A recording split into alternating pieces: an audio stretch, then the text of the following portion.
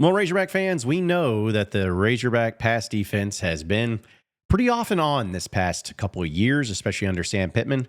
But this upcoming season, I think it's going to be the most improved unit of the Razorback football team. I'm going to tell you why on today's Locked On Razorbacks podcast.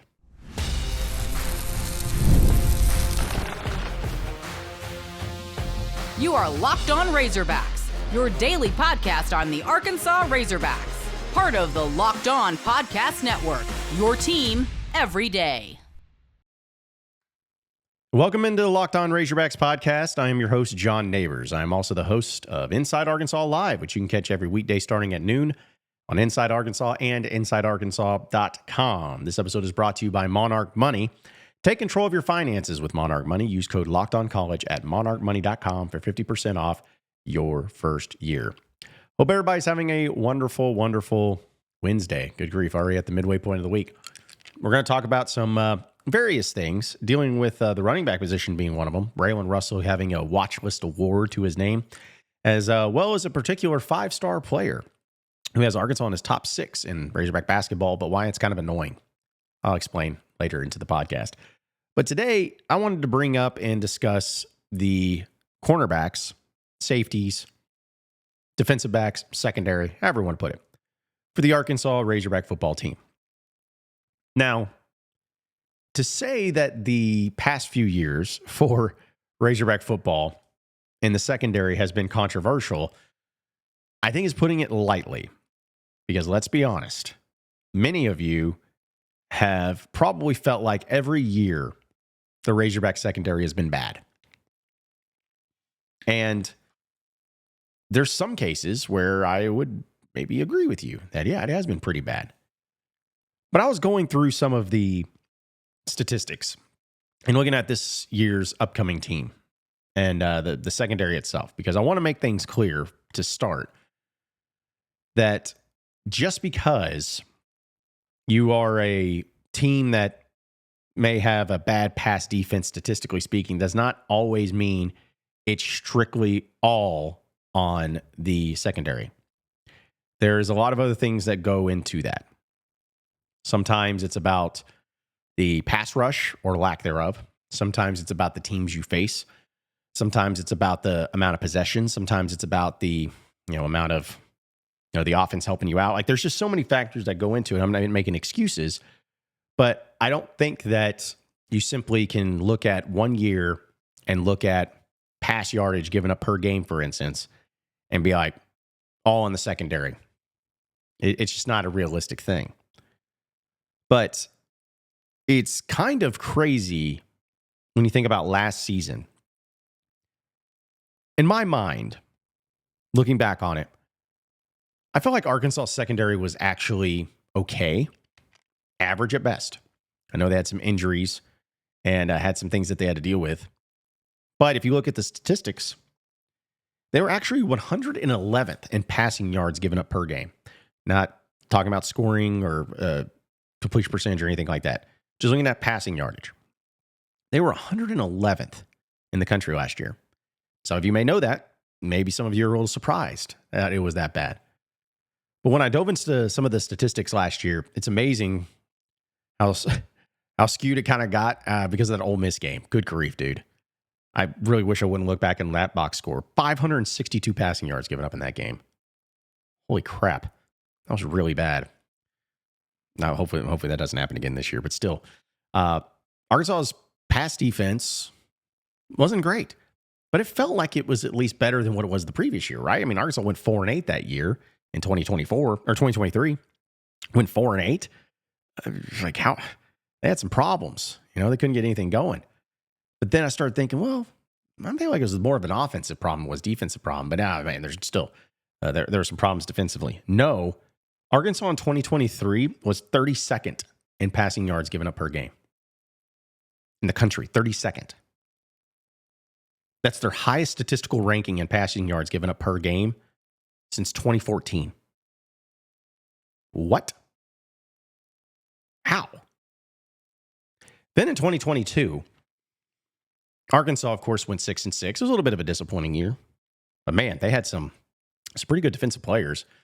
You think back to having a linebacker crew like Bumper Pool, Drew Sanders led the SEC in sacks. Arkansas broke a school record in sacks. Also, as a team, led the entire SEC in sacks. Landon Jackson was really good. All those things. But in pass defense, they were dead last in the country. Dead last. 131st. How? When you have such a great pass rush, you're getting to the quarterback, you got a solid defensive line. How is it that bad? Well, numbers speak for themselves. But in 2021, Arkansas's solid year, best year under Sam Pittman, when it went 9-4. They actually ranked in pass defense 41st in passing yards per game. 41st. Pretty solid. I feel like anything sub 50 is going to be solid, especially given the circumstances of how the current landscape of college football is, very offensive driven and all those things. And then in 2020, Sam Pittman's first year, they were 102nd. No, 2020 is a weird year. We take it for what it is. But the point is, you went from 102nd to 41st, 131st to 32nd, 111th. Back and forth, back and forth, back and forth, back and forth we go. So what's it going to be this year? Well, if you're looking at the trends, and obviously a very scientific formula, it looks like Arkansas is going to have a really good defense this year in the passing game and be sub 50 because that's how it's gone in the trends. Well, you could look at it that way, or you can look at it in the way that I'm choosing to look at it, where you were that bad and you lost a lot of those players from that secondary who went on to other things. Some of them moved on to try their hand at the NFL. Others transferred out. Jalen Braxton, arguably your best guy, transferred out. It's over at Ole Miss now. The Metcalf brothers, remember them? Yeah, they're at Michigan now. Sometimes I forget about that. Yes, they're in Michigan right now, right? What about my boy? The no-fly zone Hudson Clark. He finally, actually didn't run out of eligibility. He could have come back, but he didn't. But, you know, he's no longer on the team. Marquise Robinson, Cuddy, he graduated, moved on. Same with Nico Slaughter, Tennessee transfer. Graduated, moved on. Keon Stewart, same thing, moved on. The point is that I'm bringing up with all these guys is last year's defense in the passing game, you had some injuries. I think you had some struggles. I think it was also, again, depending on the teams you went up against, pretty rough. But this year, I feel like you did the best job in the transfer portal with the secondary. Truly. If you're looking at, by and large, the guys you have returning, which from last year's team that actually did play, Larry Worth is coming back. I like Larry Worth. Miguel Mitchell, I know they're big on him. He was the Florida transfer a couple years ago, but they're big on him. And then you have Jaheim Singletary, a former 5-star, which, I don't know if he's going to be living up to the billing this year. I know that he's at least going to play. But those are the guys you got last year returning this year. And then on the other side of it, you got Julian Neal, which I've heard really great things about. Fresno State transfer. He's 6'2", 208. Caleb Wooden, the Auburn transfer, which Auburn fans were kind of feeling one way or the other about him. But still, a legitimate SEC experienced defensive back. You don't need him to be a superstar. It'd be nice if he would. But he's at least got the experience, and I've heard good things. Shakur Smalls, which is still great for the Biggie Smalls, Tupac Shakur, all that. Shakur Smalls, though, from Maine. It's another guy. Really, really heard great things. 6 foot, 210 pounds. Sizable guy. Connie Walker. He's a transfer from Oklahoma. A lot of people forget about him. 6'2", 204. Also, legitimate SEC experience. Jordan Young. People forget about him. These are guys I just, you kind of like, oh, yeah, him. Jordan Young, the transfer from Cincinnati. He's a guy that's going to be a lot of run. My point is, this secondary on paper, the secondary of who they lost and who they replaced them with, which I was a big fan of Braxton. I was a big fan of the Metcalf guys. Obviously, I was a big fan of Hudson Clark. But the guys that they were able to bring in, I feel like at worst, as a collective unit, are going to be no worse than last year.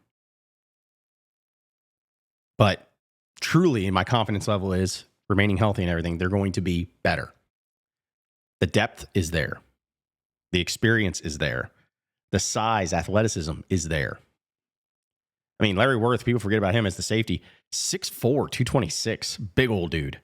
I didn't even mention Quintavious Scandrett, which might be the best name on the team. Transfer from Eastern Michigan. 6'3", 210.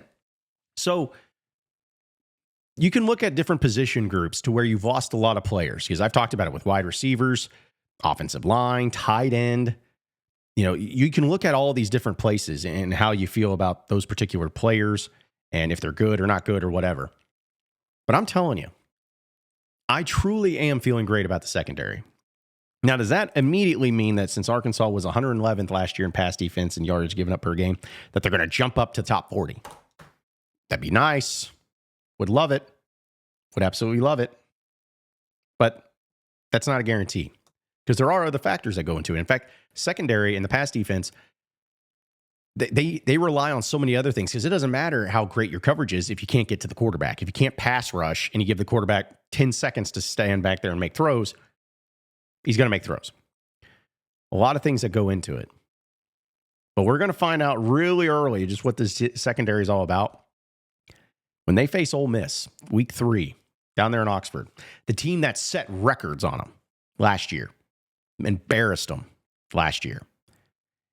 If Arkansas goes into that game and that secondary, and I know it's more of a collective thing than just the secondary, but the secondary, the defense, they shut down Lane Kiffin. They shut down Ole Miss. They shut down that offense that is usually pretty potent and slows them down tremendously. Then I look at the rest of the schedule. I'm not saying wins. I'm talking about the teams individually. I look at the rest of the schedule and the rest of the teams Arkansas plays and the offenses they're going to be facing. And I'm not going to sit back and be like, "Ooh, geez, watch out." Me, LSU's offense is really good. Ole Miss's offense is going to be good. They always are. I think Texas's offense is going to be good, assuming that Arch Manning is living up to the billing. And you'll probably have some other teams, too, that are solid. Like, Mississippi State's going to have a decent enough offense. Auburn, we'll see with their quarterback situation. Texas A&M, we'll see. The point is, if you can really showcase your ability in the beginning part and stay healthy, but really impose your will on a team like Ole Miss on the road at night in Oxford, I think that the Arkansas Razorback defense is going to be in store for a really great year. But you got to get to the quarterback. You got to get on the D-line. You got to make plays there.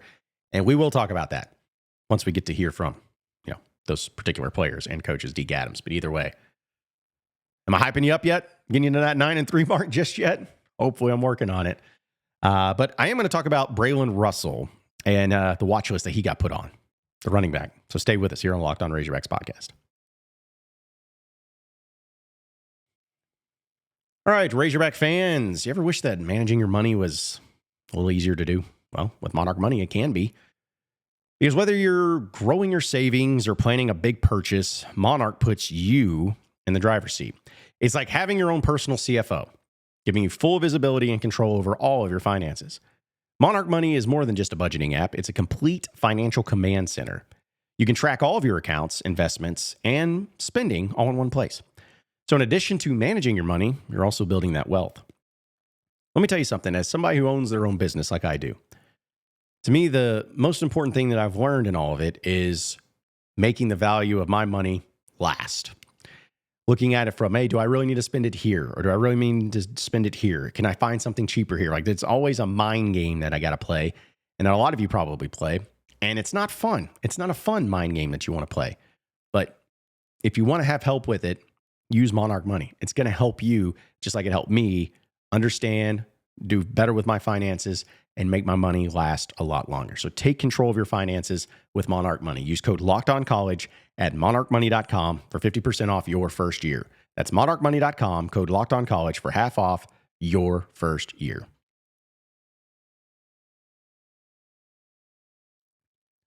All right, so moving on into the next segment of the Locked On Razorbacks podcast. I know it's watch list season and everything, but I think Arkansas's probably had somebody on every position group being named to something. Maybe not the wide receivers or maybe not the tight end, but offensive line, running back, quarterback. I think the punter for sure is going to be on there. I think D-line, they'll probably have somebody. Linebacker, I know they had Savion Sori in the mix there. Point is that they're going to have honors. I think Cam Ball is probably there even too. But the Doak Walker Award, which we know is given out to the nation's best running back, Arkansas's had quite a great amount of running backs. Darren McFadden won this award twice. So pretty good, if you ask me. But Braylen Russell was named to the Doak Walker Award watch list. The PWC SMU Athletic Forum announced. It's been going on since 1990. And last year, he had 67 rushes for 354 yards and 3 touchdowns. He also was injured a good bit in the later half of the season, but he was the first freshman since Darren McFadden to rush for 175 yards or more in a single game when he got that on 16 carries against Mississippi State. I mean, I'm not trying to take it away from Braylen Russell, but sheesh. Me and you could probably rush for $150 against Mississippi State last year. Either way, he was very pivotal in the role that Arkansas had in their win over the number 4 team in Tennessee. He rushed 8 times for 62 yards. He was also just the third freshman running back to rush for multiple touchdowns during a game of the Sam Pittman era. During one game of the Sam Pittman era. So yeah, we're getting all the stats and all this stuff that gets thrown around. I don't really care about all that. What I do care about, though, is the type of year that Braylen Russell is going to have. And I think I'll dive into more of the running backs maybe next week as a collective group. But I wanted to bring this up for all of you. It's unfortunate that a name like Braylen Russell, who was such a big-time player coming out of the state of Arkansas, 4-star running back, had committed to Tennessee, but also had a flip-flop there, but ended up at Arkansas. It's unfortunate that some, not all, but some may have a little bit of a weird reaction anytime they hear Braylen Russell's name because of the whole transfer portal fiasco. First off, last season, in the middle of the year, after that big game he had, he tweets out, he's like, looking for a new agent for representation. Give me a call. It's like, maybe wait till the end of the year for that because you still got the season going on. Maybe focus on that. It is what it is, but it was just a weird look. And then, of course, the crazy reporting of him going into the portal, but then him not going into the portal. He stays in the portal, but then he announces he's out of the portal. Now he's back at Arkansas, blah, blah, blah, all that. It really rubbed a lot of people the wrong way, which understandably so. I'm not saying that if you had an issue with it or took issue with it, that you should just be happy with everything. Because, we want to feel a connection. We want to feel strong about the players that represent Arkansas and the players that are playing for Arkansas. And when we see something like that happen, we're like, what's going on here? Is it him? Is it a family member? Is it his representation? Is it the coaching staff? Like, who is involved? Why is it going this way? Just go out there and play football. That's what people want. Well, here's the way I'm choosing to approach this. I get it. Again, if you did not like that and it rubbed you the wrong way and maybe put a little sour taste in your mouth, totally understand. But he's a Razorback right now. Okay? He's a Razorback. He's a running back for the Razorbacks. He's a guy that last season had some really good moments. He's a guy that seems like he could really take a next step here in the sophomore year. He's a guy that's going to get a lot of playing time, you would think, because they're running backs are interesting by committee. But he's a guy I'm rooting for. I truly am. I may not have liked the way things went down or things were handled, but he's wearing that Razorback jersey. He's wearing that Razorback uniform. He's from the state of Arkansas, and I want him to do well. I want him to do so well. Stay with me on this. I want him to do so well that he gets blown up this next offseason for other people trying to get him to enter into the portal. That's what I want. Honestly, I want all my players to be that way. I want all players to get blown up by major teams. Not because that's the way I love it, and I love the controversy, and I love the headache that it causes, but it means that you got somebody on your team that had such a great year that they want them on their team. That makes me happy. That makes me excited about it. And that makes me excited about what he could be and what he could become. And just imagine if he has a year to where he has a lot of major programs coming after him, that means he had a great year. And if he had a great year, not saying he's winning the Doak Walker, but if he had a great year, then I feel like Arkansas's offense is going to have a great year. So I just say all that because I know, at least when I've done my show and I mentioned it on Twitter about Braylen Russell, people are just like, just this guy with the crazy stuff. I get it, but I'm rooting for him, man. I'm rooting for him. I hope he does well. I hope he stays healthy. I hope he rushes for over 1,000 yards. And I hope he flip-flops again only to end up back at Arkansas next year. I hope all of that happens. But I'm excited to see what he can do. Excited to see what the rest of the running backs can do, but we'll talk about that later. But congratulations to him being on the Doak Walker Award watch list. It's a really cool honor. All right, we'll get to the final segment and talking a little Razorback basketball, as Arkansas is always in the mix for 5-star big-time players. But there's one particular player that got announced yesterday that Arkansas is in the top 6. Kind of annoys me about it. I'll explain it on the other side of the break. So stay with us here on the Locked On Razorbacks podcast.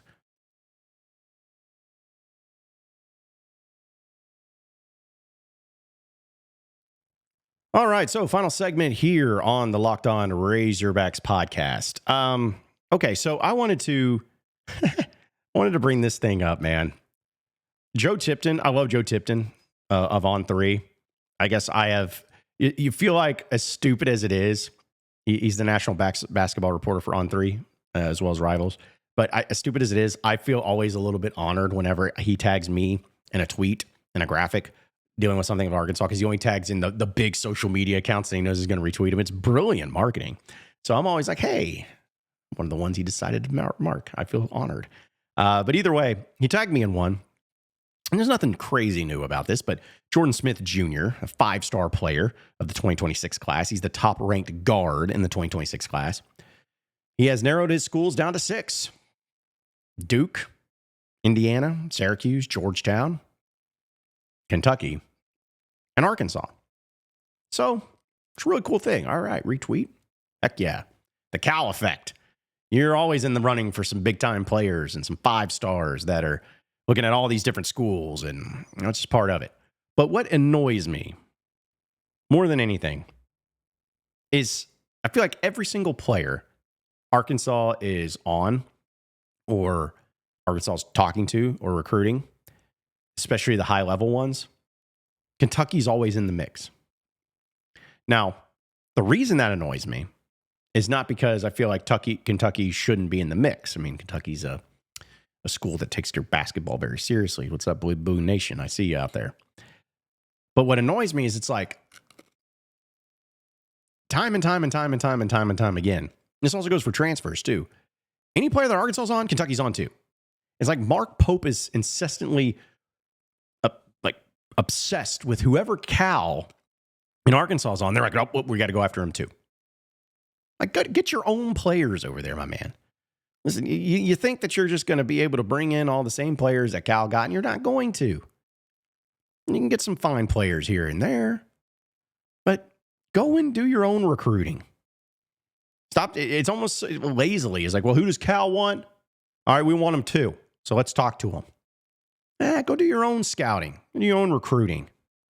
Leave it to the experts here who know how to handle McDonald's All-Americans and 5-star players and getting them to the league.